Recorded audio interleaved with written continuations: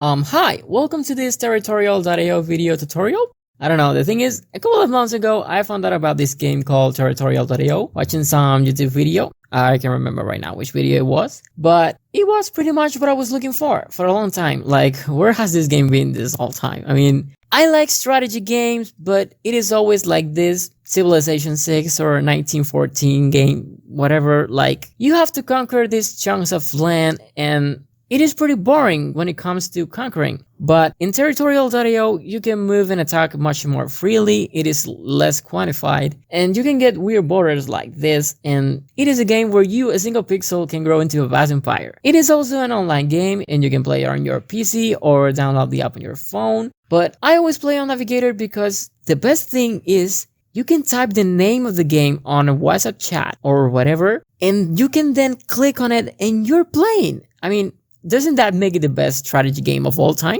Not sponsored. You can also invade Poland. Actually, there's a lot of people that play as. But anyway, let's face it, it is a very difficult game and most of us just end up as a tiny forgotten blip in a sea of failed nations. But what if I told you that there are some tricks that you can use to win the game repeatedly and not just simple luck? So today I'm gonna show you the way I used to play Territorial.io and win the game sometimes. There are things that may help you a lot if you're a beginner, and if you're not, you may still use some of the things that I use in your strategy. I mean, I'm not the best at this game, I still lose a lot of time because there's no specific way to always win the game. Every time you play is gonna be different, and it depends on who you are playing with, where you start. And if everybody decides to invade you for some reason, you have pretty much nothing to do. But I guess you just have to play a lot to learn how to analyze the situation and do the best at any given situation. But anyway, there are some things that you must always avoid to do and things that give you a big advantage. And so in this video, I'm gonna show you the best things you can do. Alright, so right quick, let's open the game. I never play on single player, so I'm gonna put a name and choose a color and then click multiplayer. And now you have to choose between the plays that are currently available. They go changing by time, so sometimes I spend like 2 minutes waiting for a single play to show up because I don't like any of the games that are currently available. So you have this number here that is the amount of people that are going to play at this game. This is the time till that game starts. Now you may see a lot of symbols here, and I'm going to explain to you what they are. For example, the crown is the Battle Royale mode, where you are all by yourself trying to conquer the world. These are the team games. The number of colors is the number of team playing. The skull ones are the zombie ones. Basically, you team up with other players to try to beat the zombies that are bots.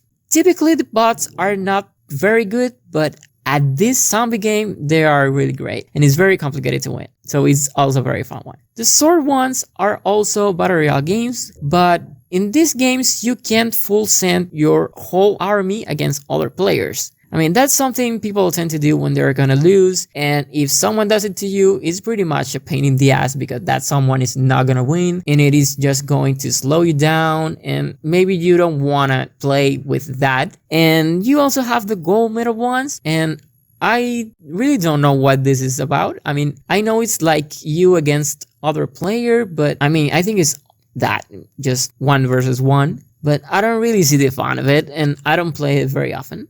So let's pick a map. Now that you have chosen a world, you just can't plop down your pixel anywhere and hope for the best. I mean, pick a start location with lots of open space away from other players. Try not to pick islands, specifically the ones that are away from the continent. So I like to pick non-isolated place because you can get stuck with few neighbors that are more powerful than you, and you can do much until someone tries to invade them. But also try not to be in the center where everybody can attack you. So I know it's hard, but try to pick a middle point between the corner and the center where you have a reasonable amount of neighbors, but not too much, not too few. You can have a lot of options to do. So this number down here is your army, and it grows as time passes. When this line gets here, your troops will grow much faster, as much as the territory you have currently. This is the percentage of troops you're gonna use in a battle. So at the beginning of the game, you can see where other players are because they are the yellow points, but at some point you might have a hard time differentiating them from the bots. So you gotta have an idea of where the players are. Also, you can see the countries that are performing better are typically players, and the ones that are doing bad plays are the bots. So if your starting point is away from other players, you can make a first attack of 100%. The other ones, you may lower that percentage to 50%, 25%. So you want to try to grab all the free land you can and leave the bots alone for now. And then when you take all the land, you can lower your percentage to 10% and then attack the bots. And one thing you want to do is attack them when they are attacking. You may see that sometimes their troops go down is because they send a lot of troops attacking, and you may use that in your advantage to attack them. It will cost you less troops and it will be better for you. So when you get to the point where a player is near you, you must lower your percentage to lower than 10%. Why is that? Because also when you attack someone, that player may notice that your troops went down and may take that advantage to attack you. So you don't want them to have that advantage. So I recommend you that you lower your percentage lower than 10% when you are near to another player. But now, if for some reason you appear near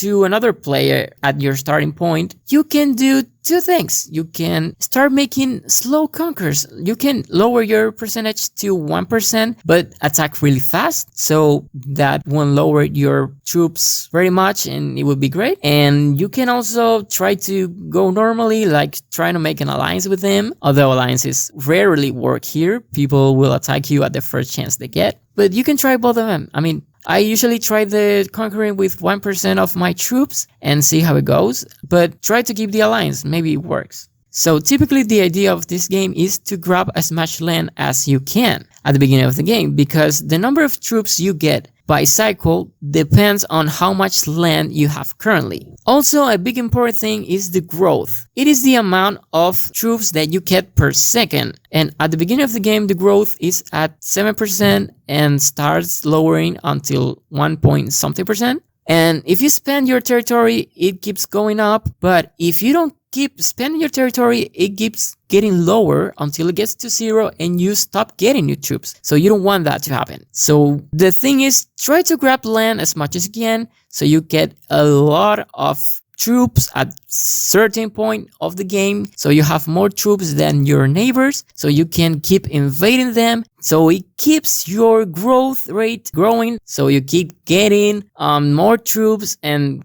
keep that cycle. So that's the thing. So what happens when we get to the point where everything is conquered by players?